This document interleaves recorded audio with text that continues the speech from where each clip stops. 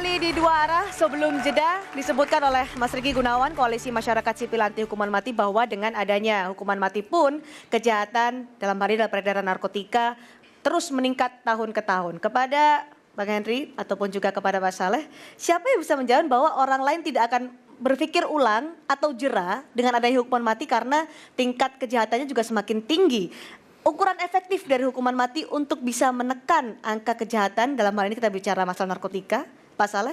Enggak, kalau misalnya ini kan yang dibawa ini terminologinya kan hanya beberapa negara ya. Jadi walaupun katanya sudah mayoritas negara menolak, tetapi kan ada beberapa negara yang menerapkan hukuman mati itu malah justru tindakan kekerasannya itu berkurang atau katakanlah extraordinary. Itu di negara lain. Kurang. Kalau di Indonesia data berbicara bahwa kejahatan terus meningkat dalam hal ini narkotika. Loh, jadi begini, kalau misalnya itu jadi ukurannya, tadi sudah saya katakan, jadi justru sedangkan ada hukuman mati saja pun itu tetap dilakukan. Jadi kan kalau misalnya dia dihapuskan, berarti kan kalau soal tidak efektifnya itu kan tergantung kita. Menurut saya justru malah efektif. Pertanyaan saya, kalau mau saya balik, siapa yang mengatakan bahwa justru dengan ada hukuman mati itu orang masih tetap berani untuk melakukan tindakan kekerasan atau katakanlah extraordinary crime seperti itu.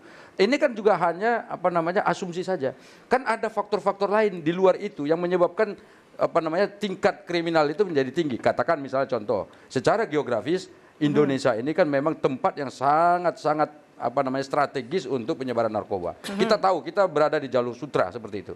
Katakan seperti itu. Nah, apakah bukan karena itu menjadi faktornya lalu kekuatan kita untuk menghalau berkurang? Jangan dikaitkan dengan bahwa karena sudah dihukum mati saja masih tetap terus. Lalu karena itu hukuman mati harus dihapus, itu tidak tepat. Ada banyak faktor kan, artinya Anda mengakui ada banyak faktor, Mas Awigra.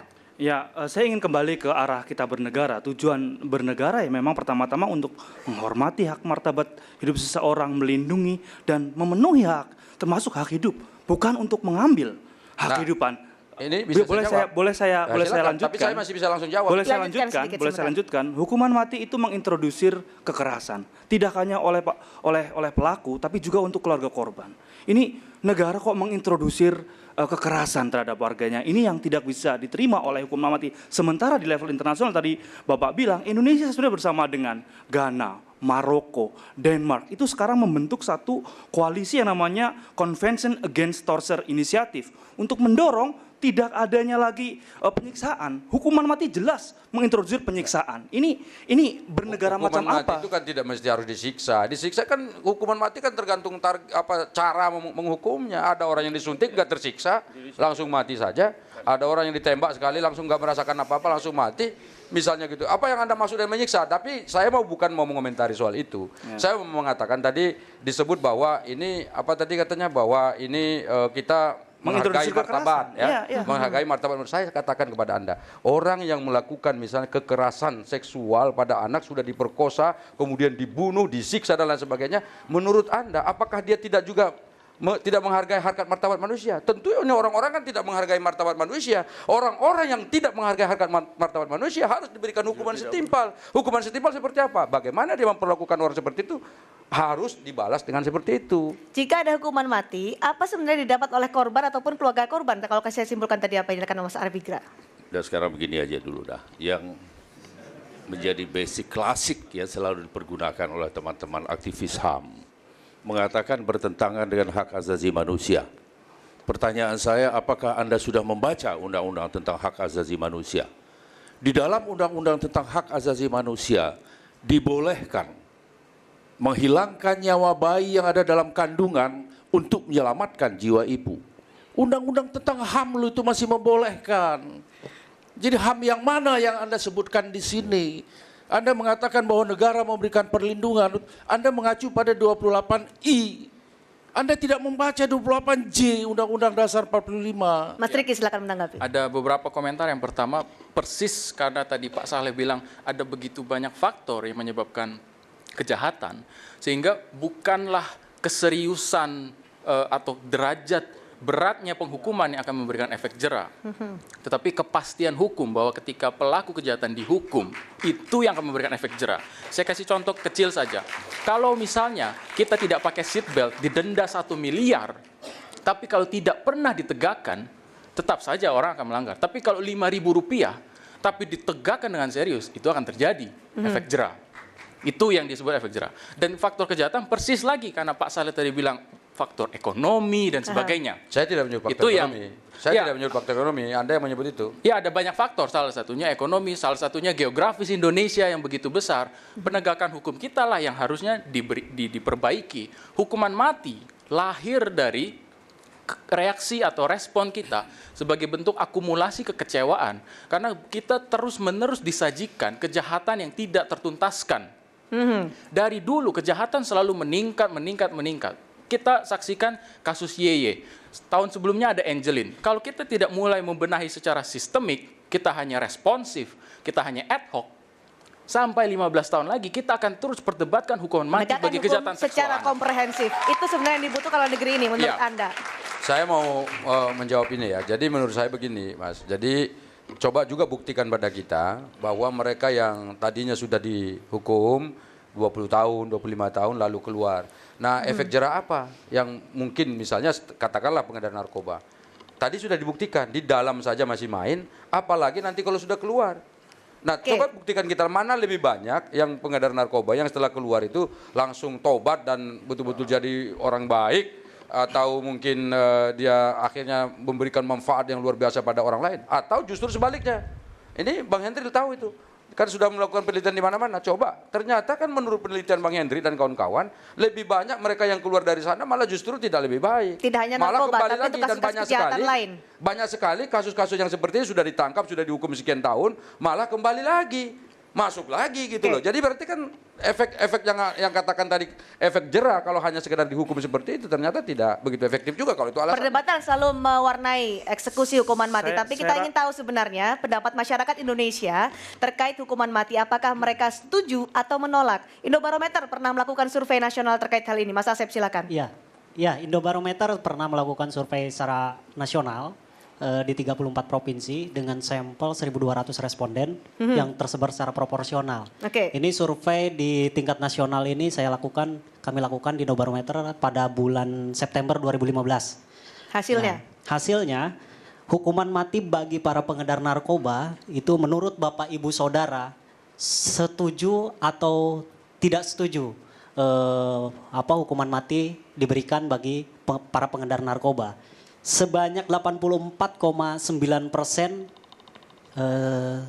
setuju. 84,9% setuju. Kemudian yang tidak setuju sebanyak 8,6%. Masih ada yang tidak setuju. Kemudian juga lainnya itu tidak menjawab ya. Sebanyak 6,5%. Alasan setuju, hasil survei menunjukkan yang pertama, narkoba merusak generasi muda sebanyak 58,1%. Yang setuju ya. Ini bicara yang setuju dulu. Yang kedua, efek jerah. Itu sebanyak 23,7%. Narkoba dapat menimbulkan kejahatan lainnya sebanyak 14,6%. Kemudian menyebabkan kematian dan sebagainya ya. Itu sebanyak 3,2%. Yang tidak setuju pun juga punya alasan, tapi dari 8,6% tadi ya, itu ada cara yang lebih manusiawi katanya.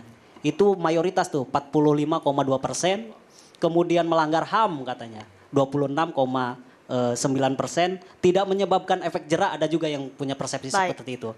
Nah kemudian Bapak Ibu Saudara mendukung atau tidak kalau pemerintah itu menerapkan menerapkan kebijakan hukuman mati bagi para pengedar narkoba? Itu sebanyak 87% itu mendukung. Kemudian tidak mendukung 7,6%, lainnya tidak jawab sebesar 5,4%. Artinya 80% lebih responden yang disurvei oleh Indobarometer mendukung. Kemudian ini satu lagi, ada selain hukuman mati bagi para pengedar narkoba itu kejahatan lain seperti apa yang pantas diganjar hukuman mati? Itu hasilnya yang pertama itu korupsi sebanyak 54,7%, pembunuhan 14,7%, kejahatan seksual 9%, teroris 6,8%. Saya akan membahas angka di atas 80% hasil dari survei Indobarometer yang setuju dengan hukuman mati diberlakukan di Indonesia.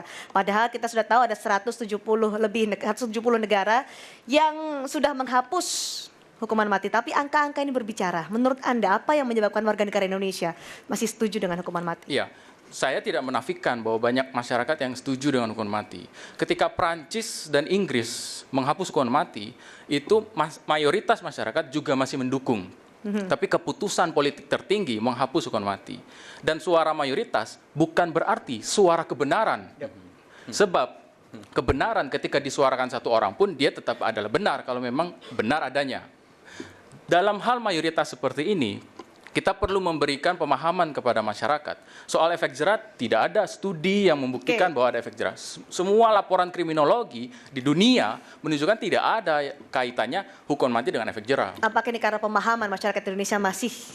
Nah, jadi Menurut begini, Anda ini satu tadi. Berarti yang 87% sekian tadi itu, menurut beliau ini, itu dianggap tidak mengerti atau tidak benar. Nah, pemahaman Ya ini enggak? artinya. 87% orang-orang tadi yang disurvei itu dianggap tidak benar. Sehingga mereka salah memilih. Ya. Ini kan logikanya salah lagi kan? Oke, kita Masa silakan. jangan-jangan Mas mereka Windra. juga cerdas-cerdas orangnya. Sudah baca semua undang-undang yang Baik, ada. Mas Saleh, kita dengarkan Baik, Mas Windra. hanya minoritas sekali negara-negara di dunia yang masih mengaplikasikan hukuman mati. Hanya cuma 26 negara yang masih mengaplikasikan hukuman mati. Kita menjadi sangat minoritas di sini. Nah, sekarang dalam kembali konteks lagi. dalam konteks ini kita sedang menuju kita melawan peradaban dunia sebenarnya karena memang Nah, kita lagi melawan ini saya mau bantah langsung. Sebentar saya bantah. Saya bantah langsung. Tadi kan argumen yang pertama tidak berarti yang banyak tadi itu benar. Kan yang ngomong itu sendiri. Yang ngomong mereka sendiri toh. Tidak semua yang banyak itu pasti benar. Ini sekarang yang banyak benar. enggak. Ini sekarang Konteksnya mana berbeda, yang Bung. betul, yang logika Ini karena yang kita dibangun bicara mana? masalah pemahaman. Antara satu dengan yang lain Kita beda. bicara Begini, masalah coba. pemahaman. Boleh saya Silakan dulu, Mas lanjutkan? Windra, Jangan silakan. mentang-mentang negara lain begitu-begitu Pak begini Saleh. lalu Ya. kita ikut-ikutan. Kita beri kesempatan. Ya, karena gini, ketika negara itu artinya kita sebenarnya sedang melawan arus peradaban, di mana dunia sekarang bergerak menuju penghapusan hukuman mati. Bahkan penyiksaan tuh dihapus. Enggak berarti yang ini hukuman kita- mati dianggap tidak Kita beradab. tunggu, kita tunggu. Iya, Silakan, Mas tentu Windra. saja tidak beradab karena memang itu mengambil hak hidup seseorang. Kalau orang mengedarkan narkoba dan menghapus satu generasi tertentu, itu dianggap beradab. Anda ngomong-ngomong kayak gitu, Nah, apa dasarnya kok menghapus Lah, generasi? artinya kan tadi bahaya dari narkoba, semua orang setuju bahwa narkoba itu kan berbahaya, bisa menghapuskan generasi. Ya, Tadi itu berbahaya. Nah sekarang Anda mengatakan apakah itu beradab orang yang masih juga Tapi jual begini, Bung, narkoba? apakah kita harus menjadi tidak beradab untuk mengatakan bahwa narkoba adalah Begini aja. tidak Lagian beradab? begini. Ini kuncinya. Apakah kita dengan Pengertian Anda tentang peradaban membunuh- itu tidak tepat. Ada Coba cari argumentasi dulu definisi itu. peradaban itu apa. Oke. Apa Baik. yang dimaksud dengan peradaban? Saya tanya dulu, jangan tiba-tiba langsung mengatakan hukuman mati tidak beradab. Bahkan itu sudah ada sejak zaman dahulu kala soal hukuman mati. Oke. Berarti Anda menghapus semua peradaban-peradaban yang pernah ada di muka bumi ini. Persis karena hukuman mati sudah ada sejak dulu dan dipraktikkan banyak negara, tapi semakin ke sini semakin sedikit negara yang mempraktikkan Siapa hukuman bilang? mati. Nanti dulu. Laporan PBB sudah Oke. jelas ASEAN. menunjukkan Di ASEAN ini dari mayoritas baru hanya dua di negara. dunia. Baru dua negara di Mayoritas ASEAN. negara di dunia Sekarang hanya negara 1/3 bagian Amerika yang Serikat masih dia mengatakan menerapkan ham, hukuman ham, mati. ham, Baik. ham.